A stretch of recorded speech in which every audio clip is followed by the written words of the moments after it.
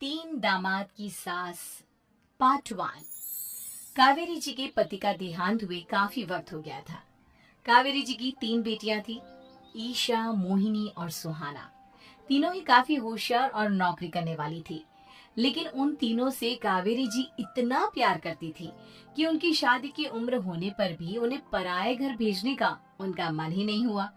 अरे तुम तीनों मेरे कलेजे का टुकड़ा हो। जब भी तुम्हारी शादी के बारे में सोचती हूँ ना, बड़ा डर लगता है। सही कहती हो मम्मी, हम भी आपसे बहुत प्यार करते हैं। हाँ, मम्मी पापा के जाने के बाद अब बिल्कुल अकेली हो गई हैं। और मम्मी, अगर हम तीनों शादी करके चले गए तो आपका ख्याल कौन रखेगा? लेकिन अपनी खुशी की वजह से मैं तुम तीनों को बिना शादी के भी तो नहीं देख सकती ना बेटा। समाज के हिसाब से देखे तो यह भी गलत होगा और मैं ऐसा कुछ नहीं चाहती। लेकिन तुम तीनों से दूर होने के बारे में सोचती हूँ तो अजीब सा लगता है। लेकिन मम्मी, हम आपको इस तरह अकेला छोड़कर नहीं जा सकते। एक काम करते हैं मम्मी, शादी के बाद ना आप मेरे साथ मेरे ससुराल में चलना और मेरे साथ ही रहना। अच्छा, और तेरी सास मुझे रहने देगी तेरे ससुराल में? अरे बेटा, वहाँ ऐसा नहीं होता। बेटी की माँ कभी अपनी बेटी के ससुराल जाकर नहीं रह सकती। एक काम करते हैं माँ, आप ईशा और सुहानी की शादी कर दीजिए और मैं हमेशा आपका बेटा बनकर आपके साथ ही रहूंगी। मुझे नहीं करनी शादी। अरे मेरी बेटियां मुझसे कितना प्यार करती है, मेरी वजह से अपनी पूरी जिंदगी दांव पर लगाने को तैयार है। लेकिन मैंने ना इससे भी एक अच्छा उपाय सोचा है। क्या मम्मी? अगर आपके पास कोई सोल्यूशन है तो फिर क्यों परेशान हो आप? बताइए, क्या करना चाहती हैं आप? मैंने सोचा है कि अखबार में इश्तिहार देकर तुम तीनों के लिए 3 घर जमाई दामाद ढूंढ लूंगी। वैसे भी नौकरी तो तुम तीनों अच्छे से कर लेती हो, कमा भी अच्छा खासा लेती हो। कोई भी लड़का तैयार हो जाएगा तुमसे शादी करने के लिए। अरे मम्मी, ये हुई ना बात, इससे हमें आपसे दूर भी नहीं जाना पड़ेगा और आपको अकेला भी नहीं रहना पड़ेगा। हाँ मम्मी, ये बहुत अच्छा तरीका है। मैं तो कहती हूँ आज ही अखबार में ऐड निकलवा देते हैं। बिल्कुल, आज ऑफिस जाते वक्त मैं ये काम कर दूंगी। और कुछ ही दिनों के बाद कावेरी जी को 3 घर जमाई दामाद विवेक, सुमित और अविनाश मिल जाते हैं और वो उन तीनों लड़कों से अपनी तीनों बेटियों की शादी करवा देती है। शादी के कुछ दिन के बाद, अरे अब शादी हो गई, छुट्टियां खत्म, तुम तीनों जाकर नौकरी करो, कुछ काम करो। अरे मम्मी जी, कमाल करती है आप। अब घर जमाए इसलिए थोड़ी ना बनाए कि हम बाहर जाकर नौकरी करें। मम्मी जी, मेरा तो घर जमाई बनने का मकसद ही यही था कि कमाने वाली बीवी मिल जाए। बाहर जाकर काम करने से तो मेरा दिल घबराता है। घर का कोई काम है तो बता दीजिए मुझे। अगर ऐसी बात है तो शाम का खाना बनाओ।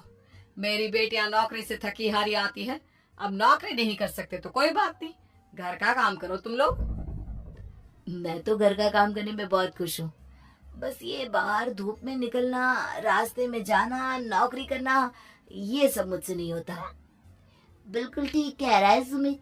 अरे गर्मी में, बारिश में, सर्दी में घर से निकलकर जाना और उधर बॉस की चिक चिक सुनना, इससे बढ़िया तो यह है कि मैं घर में झाड़ू पोछा कर लूं। ठीक है, फिर तुम झाड़ू पोछा करना। अविनाश शाम का खाना बनाएगा और विवेक तुम सुबह का नाश्ता और खाना बनाओगे। मेरे तीनों दामाद घर संभालेंगे और बेटियां नौकरी करेंगी। अगले दिन सुबह के वक्त, मम्मी मुझे ऑफिस के लिए देर हो रही है, नाश्ता चाहिए। अरे उस विवेक से कहा तो था कि सुबह का नाश्ता उसे उठकर बनाना है। अभी जाकर देखती हूँ क्या कर रहा है विवेक।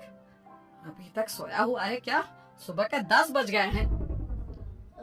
सोने दीजिए ना मम्मी जी, क्या हमेशा हिटलर की तरह हाथ में डंडा लेकर खड़ी रहती हैं? मैंने कहा सीधे उठकर खड़े हो जाओ और जाकर नाश्ता बनाओ। लेकिन मम्मी जी, बिस्तर में से निकलते ही कोई नाश्ता कैसे बनाएगा? 2 मिनट, वॉशरूम जाकर आता हूँ। बिल्कुल नहीं, सीधे रसोई में पहुंचो, मेरी बेटी को ऑफिस जाने में देर हो रही है। कुछ देर के बाद, हे भगवान, दोपहर के 12 बजे हैं लेकिन घर इतना गंदा पड़ा है। सुमित से कहा था मैंने समय पर झाड़ू पोछा कर देना। सुमित, कहाँ हो तुम? क्या हुआ मम्मी जी? सुबह की चाय तो पीने दीजिए। आप भी याद करती है, चिल्लाती ही रहती है। ये सुबह की चाय है या दोपहर की चाय? अगर तुम 12 बजे उठकर सुबह की चाय पियोगे तो क्या शाम का खाना रात के 3 बजे खाओगे? मम्मी जी चिल्लाइए मत, बताइए बात क्या है। अरे 12 बज चुके हैं, अभी तक झाड़ू पोछा नहीं हुआ। घर में देखो कितनी गंदगी है। अच्छा अच्छा, तो आप इसलिए परेशान हैं। वो क्या ना मम्मी जी, आज मेरे हाथ में दर्द हो रहा है। रात को उल्टी करवट से सो गया था, हाथ हिलाया भी नहीं जा रहा। कौन से हाथ में दर्द है दामाद जी? इस सीधे हाथ में मम्मी जी, हाथ हिल भी नहीं रहा है। विवेक, सुन लिया तुमने? सुमित के हाथ में इतना दर्द है कि बेचारे का हाथ भी नहीं हिल रहा। आज तो ये खाना भी नहीं खा पाएगा। तो एक जन का खाना कम ही बनाना। ठीक है मम्मी जी। अरे नहीं नहीं मम्मी जी, मेरे कहने का मतलब वो नहीं था। मेरा मतलब है खाना तो खाऊंगा ना। अरे लेकिन कैसे? हाथ तो हिल भी नहीं रहा है। अरे मम्मी जी, आपको ना किसी जेल में जेलर होना चाहिए था। बेकार में हमारी सास बनकर जिंदगी खराब कर रही है। अरे लगाता हूँ पोछा। एक बेचारा घर जमाए और कर भी क्या सकता है। शाम को जब ईशा, सुहाना और मोहिनी ऑफिस से लौट कर आती हैं, मम्मी, शाम के खाने में क्या बना है? अब ये तो तेरे पति को ही मालूम होगा ना बेटा, उसने ही खाने की जिम्मेदारी ली थी। लगता है मम्मी आपने ये घर जमाए वाला तरीका अपनाकर मुसीबत मोल ले ली है। आपके तीनों घर जमाए कितने आलसी हैं। मेरे वाले को देखो, दोपहर के 12 बजे सुबह की चाय पीता है और काम क्या करना चाहता था? घर का झाड़ू पोछा। मम्मी बता रही थी कि आज उसने घर का झाड़ू पोछा शाम की 5 बजे किया था। अब क्या बताऊं बेटा, सुबह से हाथ दर्द का बहाना करके बैठ गया था। कहता है हाथ में बहुत दर्द हो रहा है, हिला भी नहीं जा रहा। सब बहाने मम्मी। ये तीनों घर जमाए मिलकर ना बस बैठकर खाना खाना चाहते हैं, काम धाम तो बिल्कुल नहीं करना चाहते। लेकिन ऐसे काम नहीं चलेगा ना, मुझे इन तीनों को सबक सिखाना ही पड़ेगा। अरे तो मम्मी, आप हिटलर से कम है क्या?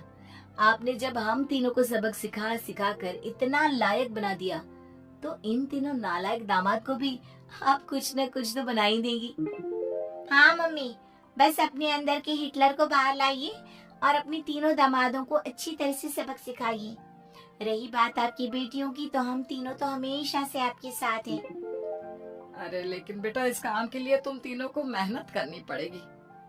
कैसी मेहनत मम्मी? ऑफिस में तो वैसे ही बहुत मेहनत करते हैं हम तीनों।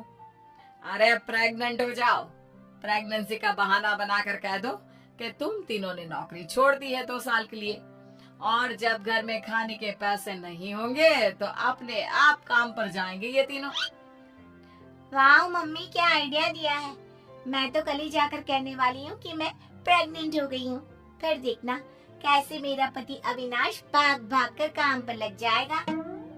और फिर 2 दिन के बाद, सुमित, मैं ना प्रेग्नेंट हूँ और इसलिए अगले 2 साल के लिए मैंने अपनी जॉब छोड़ने का फैसला ले लिया है। विवेक, पापा बनने वाले हो तुम।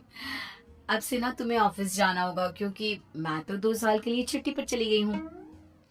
अविनाश, अब तुम्हें जिम्मेदारी संभाल लेनी चाहिए, वरना ये घर कैसे चलेगा। हम दोनों मम्मी पापा बनने वाले हैं। लेकिन कावेरी के तीनों आलसी दामादों पर अपनी बीवियों की बात का कोई असर नहीं हुआ। धीरे धीरे कावेरी जी को चिंता होने लगी, क्योंकि उनके प्लान के हिसाब से तीनों बेटियों ने ऑफिस जाना बंद कर दिया था। आखिर क्या तरीका अपनाएंगी कावेरी अपने आलसी दामादों को काम करना सिखाने के लिए? जानने के लिए सुनिए इस कहानी का पार्ट 2।